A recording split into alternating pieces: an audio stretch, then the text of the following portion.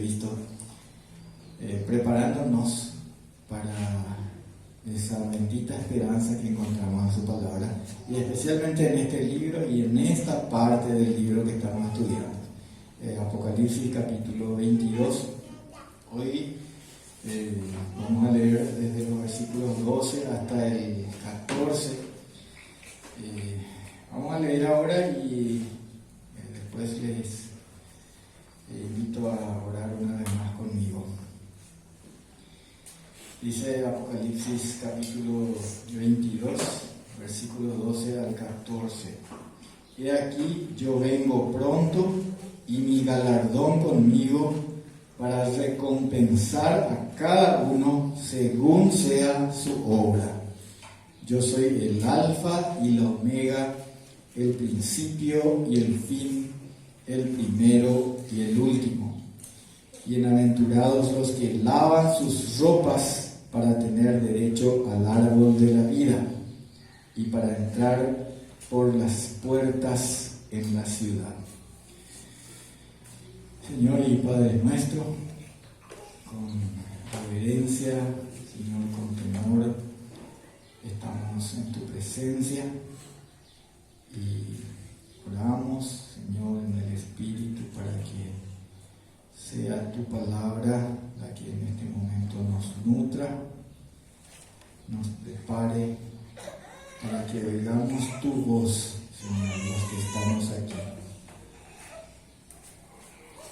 Y tu palabra que es poderosa, Señor, para salvar al que cree. Señor, que hoy a los que ya son salvos de la condenación, salvos de la vida vieja, del dominio del pecado, Señor, que todavía continúes salvándonos, Señor, salvándonos de esa vida infructuosa, de esa vida vana, Señor, y nos santifiques más y más, que podamos ir practicando la justicia y limpiándonos, purificándonos, Señor, mirando esa bendita esperanza expresada en estas palabras tuyas, Señor, en la promesa de tu pronta venida. Señor, háblanos y abre nuestros oídos para recibir tu palabra y nuestros corazones, Señor, para creerla, para obedecerla, para guardarla. En el nombre de Jesucristo. Amén. El Señor está hablando de su venida, que está cerca. Dice así en el versículo 12 que ya hemos leído y que vamos a estar repasando. He aquí, yo vengo pronto y mi galardón conmigo para recompensar a cada uno según sea su obra. Vale la pena detenernos un momento aquí. Hay mucha enseñanza y podríamos hablar largo solamente de esto. Vamos a tratar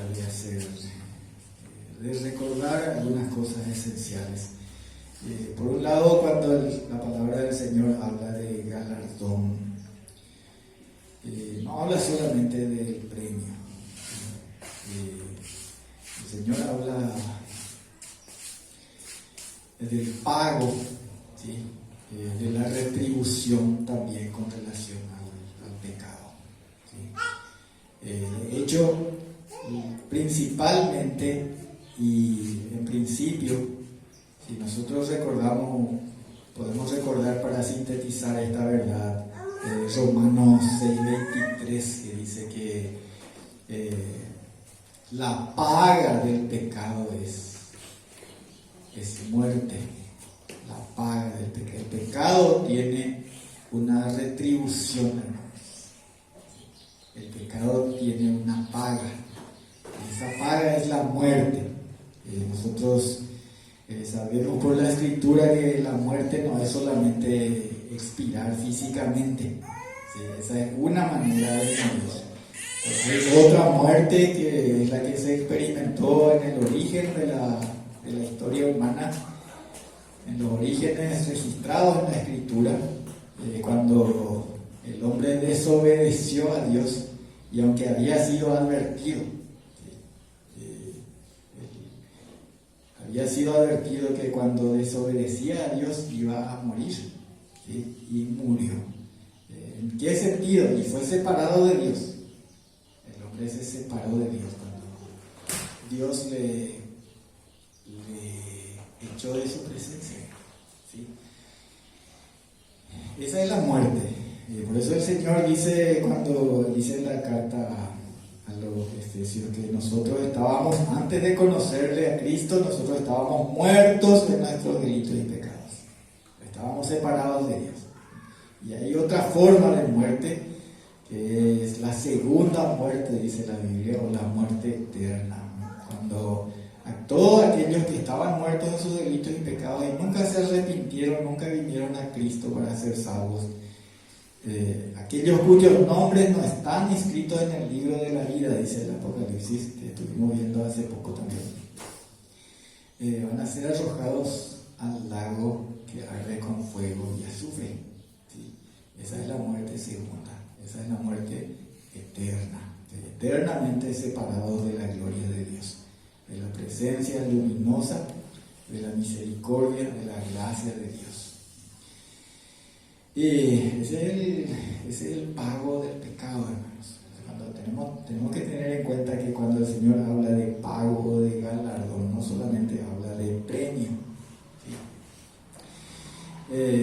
Vamos a dejar esa parte ahora y vamos a ver, vamos a considerar el galardón que hay para el justo, el galardón que hay para los hijos de Dios, para los siervos de Dios. Para considerar esto yo quiero dejar, aunque ya sepamos cómo es una expresión que usa el apóstol Pedro, hermanos, yo no voy a dejar de recordarles estas cosas, dice, aunque ustedes ya sepan, porque es bueno abundar en la gracia, hermanos, y no en viandas que no aprovechan, dice otro escritor sagrado también.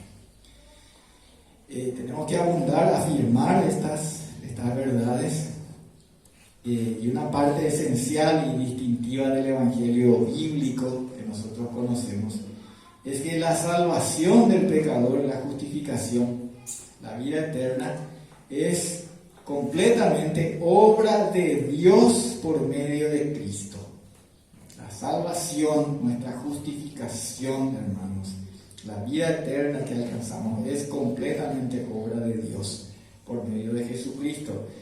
Dice que no es por obras, sino por gracia, así dice en la carta a los Efesios capítulo 2, versículos 8 y 9, que es un buen ejemplo de los pasajes bíblicos que nos hablan, y dice que por gracia sois salvos por medio de la fe, y esto no de vosotros, pues es don de Dios, no por obras, para que nadie se gloríe, ¿sí?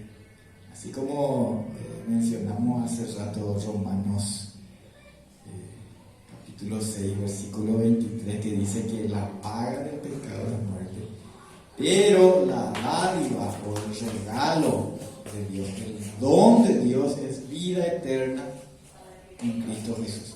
Entonces, la vida eterna no es paga, ¿sí? La vida eterna no es una recompensa, la vida eterna es dádiva, la vida eterna es gracia, es regalo, ¿sí? Y dice la palabra de Dios que si es gracia, no es por obras, y si es por obras, no es por gracia, dice en la carta de los Romanos.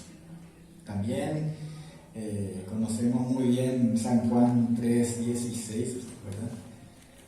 Que de tal manera amó Dios al mundo que ha dado a su Hijo unigénito, a su único Hijo engendrado por Él, ¿verdad? Para que todo aquel que en Él cree no se pierda, sino que tenga vida eterna. Todo aquel que en Él cree, esa es la fe para apropiarnos de la gracia de Dios. Por gracia somos salvos, no por obras, para que nadie se gloríe, por medio de la fe. Y entonces dice en Romanos 11:6 que si es por gracia, no es por obras, no es por las dos cosas juntas. La vida eterna no es la paga, ¿sí? La paga es, el pecado tiene su paga, ya hemos visto. Y entonces con relación a una persona que ha sido justificada, ¿qué es el galardón? Y bueno, así como forma parte esencial del puro evangelio de Jesucristo esta verdad que hemos recordado, de que somos salvos por gracia y no por obras, también forma parte del mandato del Señor, el enseñar todas las cosas que Él nos mandó, dice en Mateo capítulo 28, ¿sí? Vayan por todo el mundo y hagan discípulos, enseñándoles, dice, a guardar todas las cosas que yo les mandé, dice el Señor.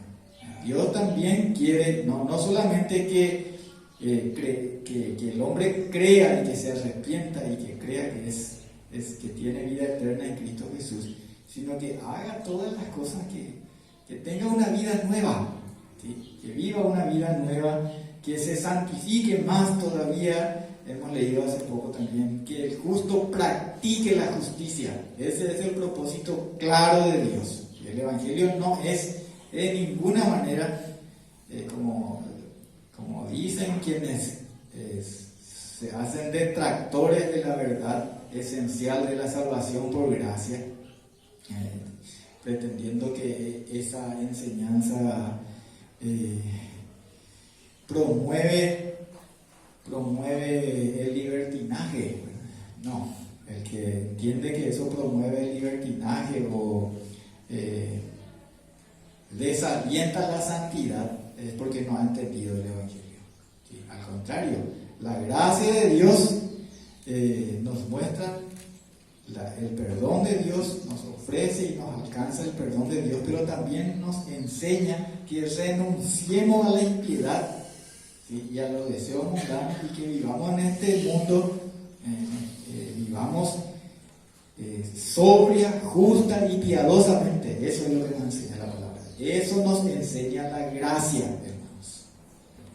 La gracia enseñada bíblicamente es eso. Cuando la fe es verdadera, no es una fe muerta. La fe verdadera no es una fe muerta. La fe en Cristo es obediente y nos lleva a practicar la justicia. Aquí mismo está ese versículo que hemos leído hace unas semanas. El que es injusto sea injusto todavía, el que es inmundo sea inmundo todavía, el que es justo practique la justicia, dice el Señor. Efesios capítulo 2 versículo 10 también, después de ese pasaje que leímos acerca de que por gracia somos salvos, y esto no es de nosotros, somos salvos por medio de la fe, es don de Dios.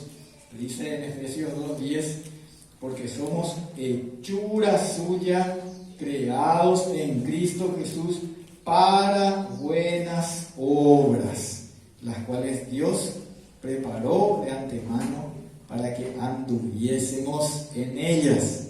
Así Dios preparó, nos salvó por gracia, no por obras, pero sí para que nos ocupemos en las buenas obras que Dios mismo preparó para que nosotros anduviésemos en ellas. Todo verdadero cristiano, todo aquel que ha nacido de nuevo, que es salvo por gracia, es alguien que cree en el testimonio de Dios, que cree que Él nos ha dado vida eterna, que esta vida está en su Hijo, dice en primera carta de Juan, capítulo 5, versículo 11. Y el que en Él cree no es condenado, tenemos en Juan 3:18, pero el que no cree ya ha sido condenado. Y en consecuencia, cada hijo de Dios, por la fe en Cristo, es también un siervo obediente a los mandamientos de Dios.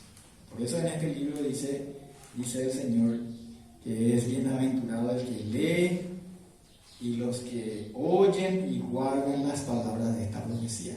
Y guardan. Guardan quiere decir y obedecen. obedecen las palabras de esta profecía. Porque una cosa viene con la otra. ¿Sí?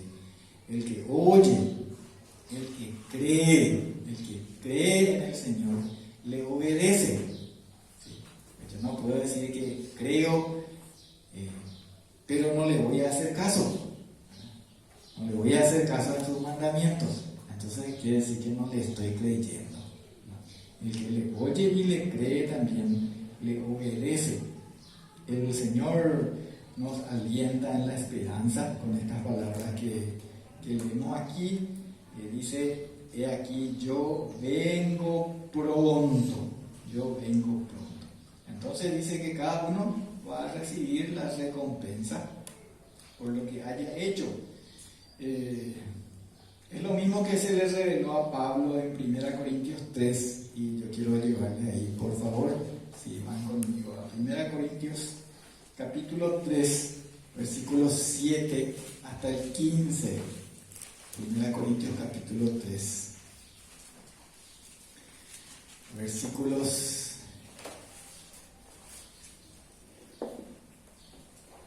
7 hasta el 15. Dice, así que ni el que planta es algo, ni el que riega, sino Dios que da el crecimiento.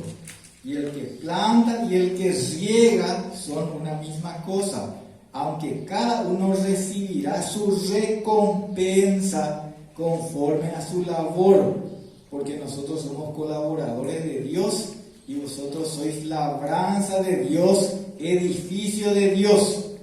Conforme a la gracia de Dios que me ha sido dada, yo, como perito arquitecto, puse el fundamento y otro edifica encima, pero cada uno mire cómo sobreedifica, porque nadie puede poner otro fundamento que el que está puesto, el cual es Jesucristo. Y si sobre este fundamento alguno edificare oro, plata, piedras preciosas, madera, heno, hojarasca, la obra de cada uno se hará manifiesta, porque el día la declarará, pues por el fuego será revelada, y la obra de cada uno cual sea, el fuego la probará.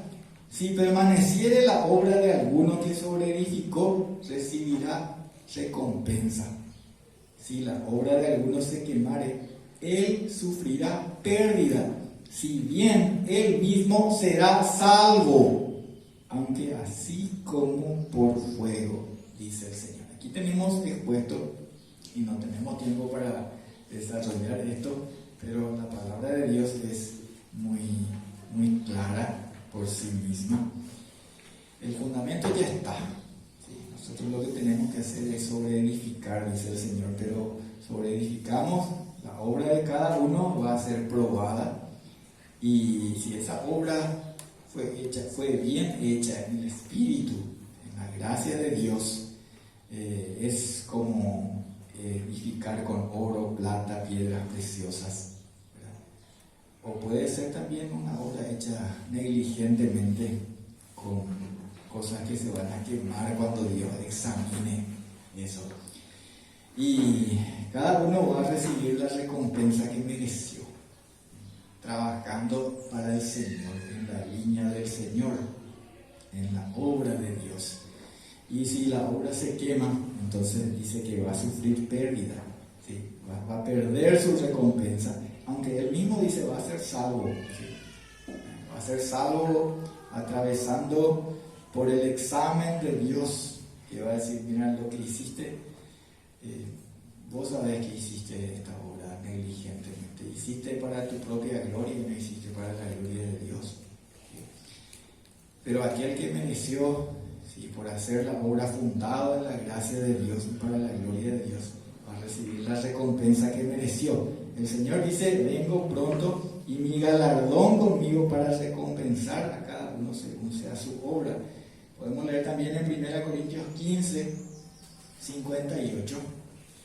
1 Corintios 15, dice en el versículo 58, así que hermanos míos, amados, estad firmes y constantes, creciendo en la obra del Señor siempre, sabiendo que vuestro trabajo en el Señor no es en vano. El trabajo de cada uno, que cada uno hace, el Señor nos recuerda y nos dice, sean constantes en eso. El trabajo que hacemos en el Señor no es en vano. Podemos mirar en Hebreos 6:10. Hebreos 6:10 también tiene una palabra de aliento.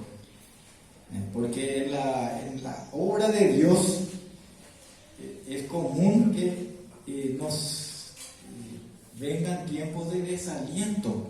Pero dice así en Hebreos capítulo 6, versículo 10, porque Dios no es injusto para olvidar vuestra obra y el trabajo de amor que habéis mostrado hacia su nombre, habiendo servido a los santos y sirviéndoles aún.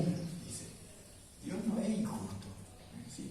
Aquel que trabajó en su obra, que trabajó en el Espíritu de Dios. Y aquí nos alienta, dice en el versículo 11, deseamos que cada uno de vosotros muestre la misma solicitud hasta el fin para plena certeza de la esperanza. Sigamos trabajando, como dice también en otra parte de la palabra de Dios, olvidando lo que queda atrás, vamos a extendernos hacia adelante, vamos a seguir corriendo la carrera. ¿Sí? Puestos los ojos en Jesús, el autor y consumador de nuestra fe, el autor y consumador de nuestra salvación también, ¿verdad? De la fe que nos salva. Así que como hijos obedientes, mientras nosotros aguardamos su venida, hagamos la labor, hermanos, en lo que Él nos dio y en lo que Él nos preparó, según el talento, según los dones que nos ha dado. Y dice el versículo 13, volviendo a nuestro texto principal, Apocalipsis 22:13, dice, yo soy el alfa y la omega, el principio y el fin, el primero y el último. ¿Quién es este que está hablando, hermanos? El que dice que es el alfa y la omega, el principio y el fin, el primero y el último es Jesucristo. ¿Cómo sabemos? No es una interpretación, hermanos. Acá dice en el versículo 16, yo Jesús he enviado a mi ángel para dar los testimonios de estas cosas en la iglesia.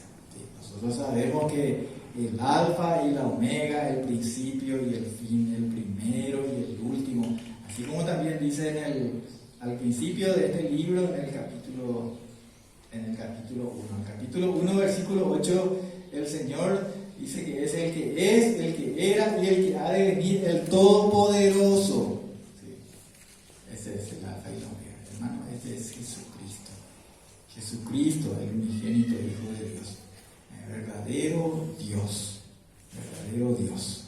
Esta también es una verdad fundamental proclamada, presentada en la palabra de Dios. Y en el versículo 14, el último que leímos al inicio, dice, bienaventurados los que lavan sus ropas para tener derecho al árbol de la vida. El libro está haciendo los últimos llamados al arrepentimiento y a la conversión. El libro termina llamando una vez más por la misericordia de Dios. ¿Quién es bienaventurado? Y el que lava sus ropas para tener derecho al árbol de la vida, para entrar por esas puertas de la ciudad, porque acuérdense que dice que ningún inmundo va a entrar. No va a entrar ninguno cuyos nombres no están inscritos en el libro de la vida del Cordero.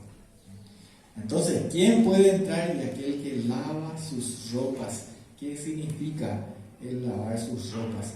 Miren, nuestras ropas están contaminadas.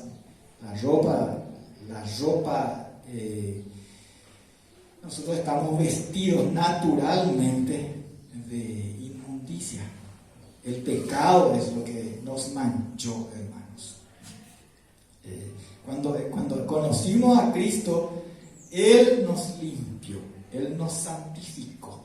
¿Sí? nos purificó, porque Él quiere presentar para sí mismo una esposa, dice, que no tuviese mancha, ni arruga, ni cosa semejante. Él nos purifica por su sangre.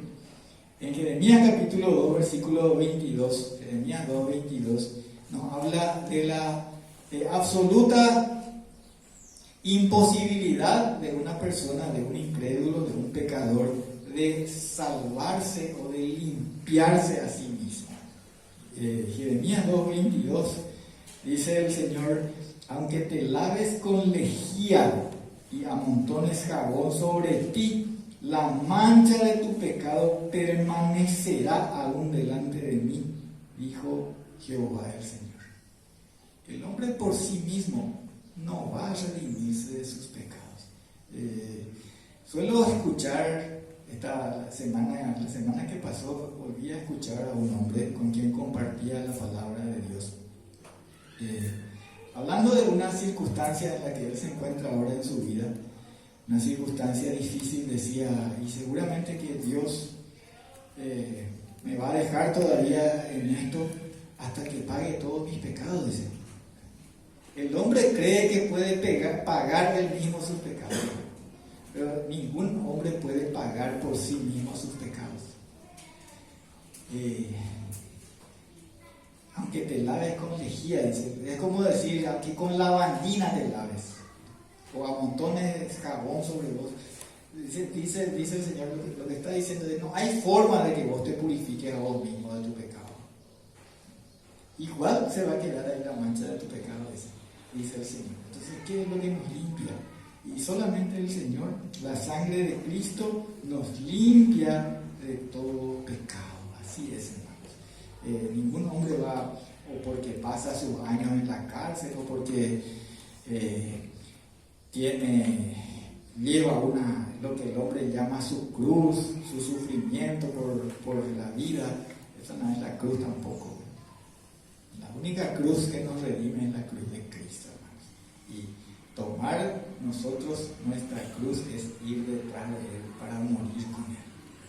Solamente cuando muere el hombre en Cristo, ahí se purifica de sus pecados. Y en consecuencia resucita también con Él a una vida nueva. Por eso pasamos de muerte a vida cuando creemos en Cristo. ¿Sí? Y tenemos una vida nueva. En esa vida nueva nos esforzamos en la gracia de Dios para purificarnos, para ser cada día más y más semejantes a Cristo. Porque creemos en la eficacia de esa sangre. Nosotros estamos reunidos aquí, hermanos. Y voy a pasar ahora a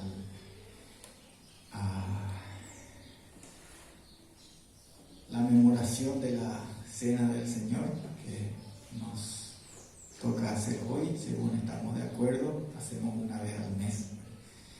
¿Qué memoramos en esta cena? En la Cena del Señor. Precisamente recordamos que por su sangre el Señor nos ha redimido. Y Él es nuestro pan de vida.